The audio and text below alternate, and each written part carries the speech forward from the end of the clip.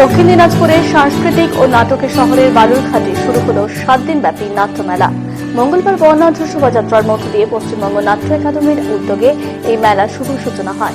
রাজ্যের মাননীয় মুখ্যমন্ত্রী মমতা বন্দ্যোপাধ্যায়ের বিশেষ ইচ্ছে আয়োজিত এই নাট্যমেলা নিয়ে শহর জুড়ে উৎসবের আবহ। উদ্বোধনী অনুষ্ঠানে উপস্থিত ছিলেন ডিপিএসসি চেয়ারম্যান সন্তোষ হাঁসদা, বালুরঘাট পৌরসভার চেয়ারম্যান অশোক কুমার মিত্র, এমসিআইসি বিপুল কান্তি ঘোষ সহ অন্যান্য বিশিষ্ট ব্যক্তিত্ব। 7 দিনের এই নাট্যমেলায় মঞ্চস্থ হবে মোট 8টি নাটক।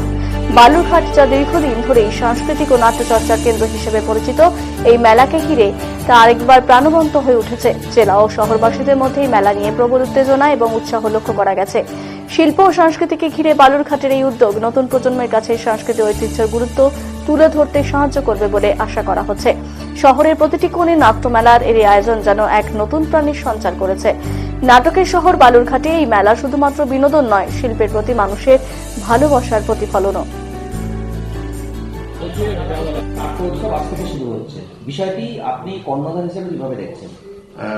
বাংলার মুখ্যমন্ত্রী মমতা বন্দ্যোপাধ্যায়ের বিশেষ ইচ্ছে এবং এই সময়কার সবচেয়ে শক্তিশালী নাটককার ব্রাত্য বসু উদ্যোগে পশ্চিমবঙ্গ নাট্য একাডেমি স্থির করেছে যে মালদা জোনের যে নাট্যমেলা সেটা বালুরঘাট রবীন্দ্র ভবনে অনুষ্ঠিত হবে। আজকে 17 তারিখ থেকে এই নাট্যমেলার সূচনা হলো। আগামী 21 তারিখ পর্যন্ত এই নাট্যমেলা চলবে। এই নাট্যমেলায় মোট 8টি নাটক মঞ্চস্থ হবে।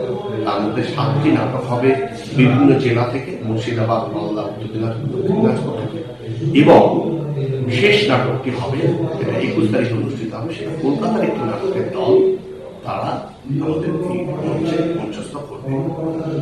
নাট্য ব্যক্তিত্ব হিসাবে আজকে প্রথম দিনের সূচনা হচ্ছে এবং আরো 7 দিন চলবে। এই নিয়ে আপনি কিরকম আশাবাদী?